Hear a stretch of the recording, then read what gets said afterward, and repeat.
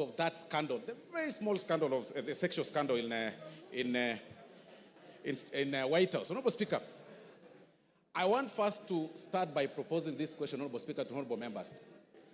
How would you feel that when you eventually transit to the next world, you are dead, that your brother or the person that you choose to entrust to take care of your wife and your children's property decides to start using those property for his own personal use? As members, how would you feel that? That is the question that honorable members should be making, should be answering themselves before they vote today, later today, Honorable Speaker.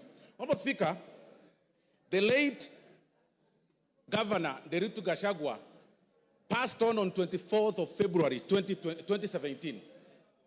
Between 2017, Honorable Speaker, to 2024, it is indeed true that the late governor then, amongst Mwai, Madenge, and Njoroge, he entrusted Mr. Rigathi, the deputy president, as the executor of his will. But, Honorable Speaker, between 2017 and 2024, the property that, and this is, Honorable Speaker, is in the documents that Mwengi Mutusa has shared, Honorable Mwengi Mutusa has shared with us and tabled in this house, that between 2017 and 2024, he's been able to alter or tamper with those companies, make himself directors in some of those companies, transfer some of those properties to himself, disinherit some of the beneficiaries, the kids of the late, and put them to himself. And then one particular case, Honorable Speaker, is the Olive Garden Realtors, Honorable Speaker, that was actually altered on 2nd of March 2022, using the position of power to his own advantage, Honorable Speaker. How can you explain that? He will then tell you, Honorable Speaker, that I bought its willing buyer, willing seller. Really? Does it mean that all your money that you've acquired, which is also questionable, the only property that you could identify is the property that is under the care or is supposed to help the family and the widows of your late brother? How wicked can we be? Then you come in full glare of camera and tell the members of the public that please let my brother rest in peace. I decided to hold this property in trust for them, when the brother, the kids, the widows, and the daughters and sons of the late are languishing in poverty and complaining and crying. It is total shame. You cannot use your position for that. Honorable Speaker, these are practical examples, and I'm telling honorable members to acquit themselves and go through ground 7, Honorable Speaker. It is actually on page 16 to 30. This is nothing but gross violation of the law, Honorable Speaker, taking advantage of their own power, Honorable Speaker.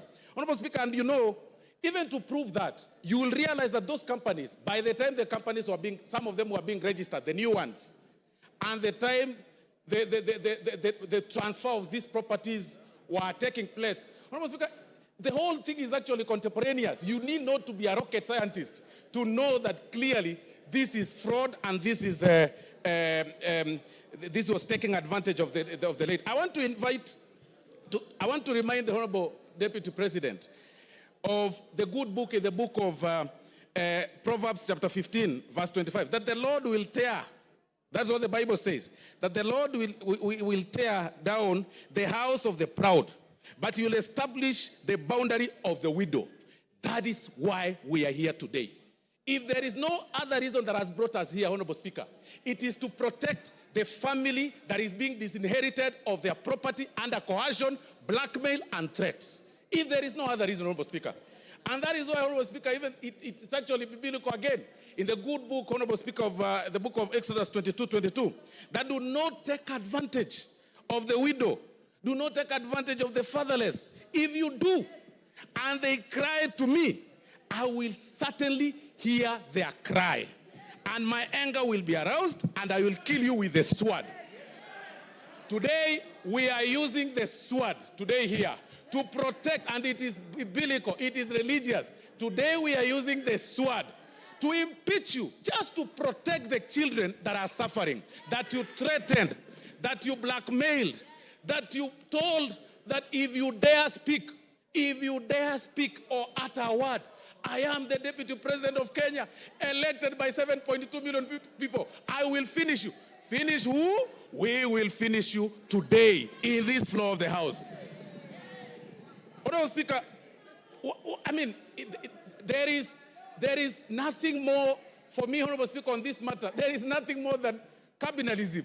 I mean, really, like you are left under the care of the properties of your brother. Then you take them to your advantage. Your immediate brother. Then on TV you tell us that, you know, in the will, my brother gave me, and then he gave my wife, then he gave my sons. What about his children? What about his widows? What about his sons? What about, how proudly can you say that you are only enjoying the property of your brother?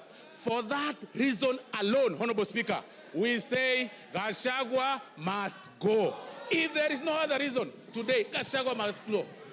Honorable Speaker, I relate this case with the case of, I relate this matter, Honorable Speaker, with the Spelunchian explorers case, Honorable Speaker, where the members... Yes, Kipchumba. Timothy Kipchumba.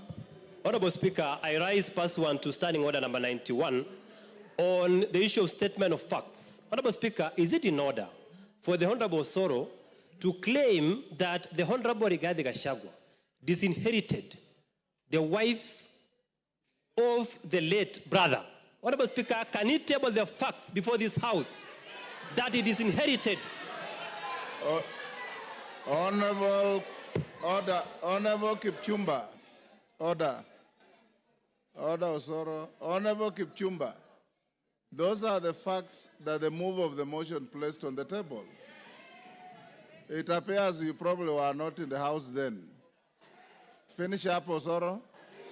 Honorable Speaker, I'll refer the Honorable Member to pages 16 to 30 of this very motion that was tabled in this House, Honorable Speaker. And these are facts. And I've also said that, Honorable Speaker, on this particular matter, the threshold is on the 2/3, and we're also working on the balance of probability. We are looking at this matter on how the facts relate or place themselves on the table from the transfer of the properties and also the registration of the companies. I mean, it is clear the facts are contemporaneous.